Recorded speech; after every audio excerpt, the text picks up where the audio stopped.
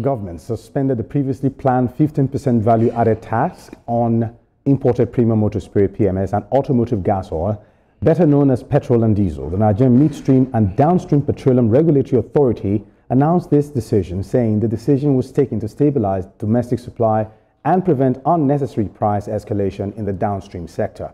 The federal government had earlier approved the tariff as part of a new policy to encourage local refining, reduce import dependence, and align import costs with domestic production realities. Of course, we've got Joseph Femi right here with me. Now, Joseph Femi, let's be very frank. What do you think would have prompted the federal government to suspend the proposed 15% import duty on petrol and diesel? Mark, it's very simple. It's public outcry. Okay. And I'll give this to the government, even though I feel like the government is not showing enough empathy. I mean, when it has to do with the... Hold on, when you say public outcry, let's break it down. Yes. I thought this move was aimed at encouraging local production. Yes, it was. So that there will be less dependence on imports and have local production take full scale and discourage those who bring in fuel to now focus at home and do the needful. Mark, people on the street, I mean, Nigerians, doesn't understand all this analysis. What they understand is the fuel was 200 and something before, moved to 800 to 900. Now this analysis you just gave me now is going to add another 100 to 150, 15% to what is currently on. All right? So it's going to increase the price of fuel. They're not interested in that. There's a hardship already. If you increase anything regarding fuel, importation or whatever you call it, it's going to increase food price. It's going to increase transportation. I mean, basic Nigerians, general Nigerians are not interested in anything related to increase. One, the general election is near.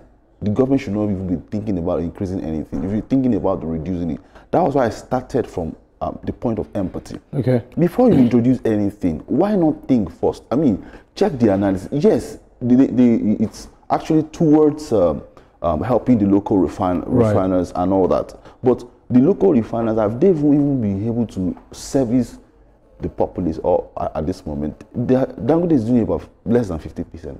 Okay. From what we heard. So importers are still doing a lot and it's still going to affect. Now, before they introduce this, they should have sat down properly. I mean, But I thought they gave them money to repair the refineries that were moribund. So what happened?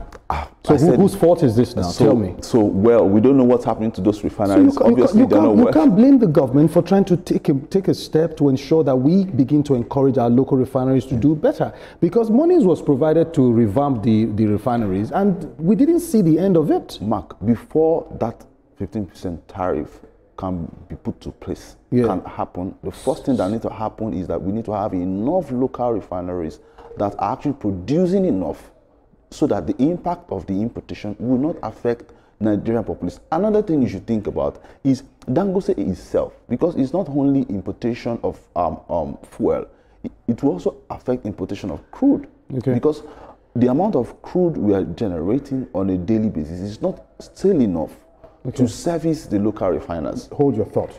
Joel, quickly, now, what would have been the economic effect of imposing a 15% import duty, especially on pump prices and inflation, from your standpoint? Yes, from my standpoint, what this would have meant, the economic impact would have been, the people would have bear the brunt of all of this. Because, you see, these are some of the inconsistencies of government policies.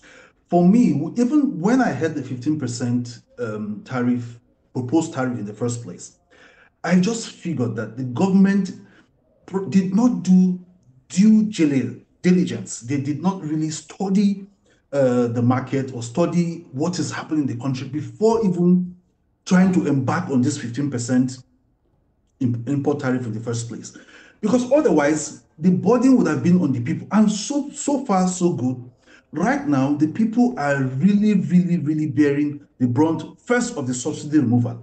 And then if you say you're going to bring 15% to protect local refineries. But to be honest, I'm looking at it, to be very, very honest, how many local refineries do we have? How many modular refineries do we even have in full operation right now in Nigeria? Okay. And some people have already seen the fact that, look, this will create some sort of monopoly to discourage importation, whether you like it or not. Even if we have some local refineries and we have Dangote refining the petroleum product, it cannot even service the needs or the demands of the people in the first place. So there still will be high-level importation into Nigeria that will even put so much pressure on the foreign exchange in the first place, and the people would also bear the burden of the increment. So yes, we know it's a welcome development to do that. But what I think, or my thought, when I heard that the government was going to do the 15% import tariff, what I thought was, how many refineries are even working in Nigeria? So instead of spending money on moribund refineries that are not working, that are just there idle, using that as a conduit pipe to siphon government funds, what I expected the government to do, given that they want to encourage local refineries or local production, is to get people who have the wherewithal, support them, let it be government support. They will now start refining this oil locally.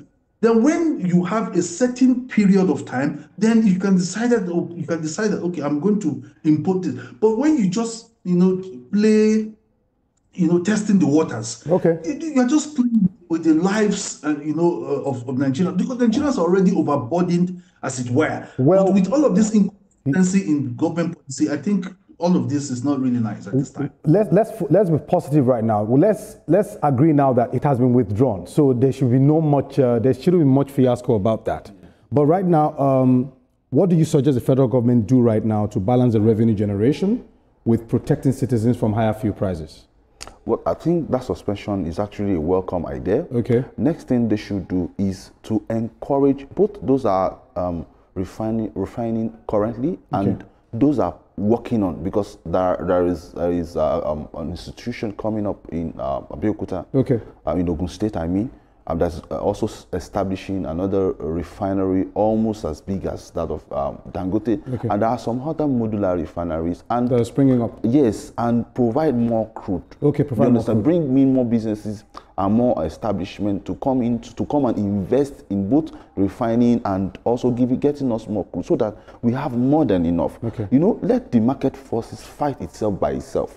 Brazil, other countries that are even refining more than ours, that have more refineries more than ours, they still import. USA will refine more than us, they still import. So we shouldn't jump the gun. No, don't. We shouldn't jump the gun. All right.